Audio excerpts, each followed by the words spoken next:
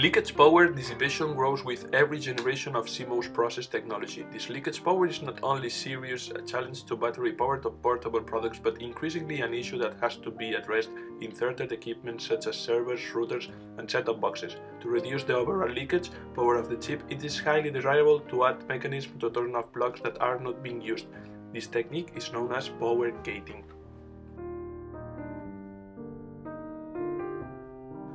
During operation circuits, we waste energy. There are three major causes of power dissipation in integrated circuits. Dynamic power consumption, which is caused by the adiabatic charging and discharging of capacitance, usually parasitic. Static power consumption, which corresponds to the non-zero current of transistors in off-state in digital circuits or deviation current in their analog counterparts. Short-circuit power consumption, caused by crowbar current flowing during the lapse of time when both PMOS and NMOS transistors are in the on-state. Possible solutions. There are two main ways: structural techniques and dynamic techniques. The basic strategy of power gating is to provide two power modes, a low power mode and an active mode. The goal is to switch between these modes at the appropriate time and in the appropriate manner to maximize power savings while minimizing the impact to performance. Leakage power is now more than switching power, so it's really important to focus on this. Power gating is one of the most effective ways of minimizing leakage power. Now we are going to show how the gating power is implemented. It is important to know that this technique can be performed in two ways: footer way using NMOS and header way using PMOS, both having the same applications. In the next slides, we are going to explain how power gating works and which are its modes. Basically, with power gating, we will use a transistor as an interrupter. In the sleep mode, we would have an open circuit, and in normal mode, we'd have a short circuit. To reduce the performance degradation, the voltage drop across a sleep transistor should be minimized to reduce active leakage current. Requires sizing up of footer device.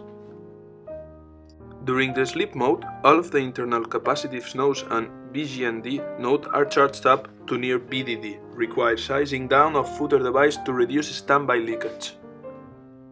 When the sleep transistor is turned on, the maximum instant current can flow. Requires sizing up of footer device. Advantages: battery life, cost of packing and cooling, reliability and performance degradation, slower leakage circuits at high temperatures, higher rate of electron migration, etc. More features being integrated on a smaller area. Leakage power may soon become the dominating part of total power consumption. Drawbacks: power gate size. The power gate size must be selected to handle the amount of switching current at any given time. The gate must be bigger such that there is no measurable voltage drop due to the gate. As a rule of thumb, the gate size is selected to be around 3 times the switching capacitance. Designers can also choose between header, PMOS, or footer, NMOS gate. Usually footer gates tend to be smaller in area for the same switching current. Dynamic power analysis tools can accurately measure the switching current and also predict the size for the power gate. Gate control slew rate. In power gating, this is an important parameter that determines the power gating efficiency. When the slew rate is large, it makes more time to switch off and switch on the circuit, and hence can affect the power gating efficiency. Slew rate is controlled through buffering the gate control signal. Simultaneous switching capacitance. This important constraint refers to the amount of circuit that can be switched simultaneously without affecting the power network integrity. If a large amount of the circuit is switched simultaneously, the resulting rush current can compromise the power network integrity. The circuits need to be switched in stage in order to prevent this.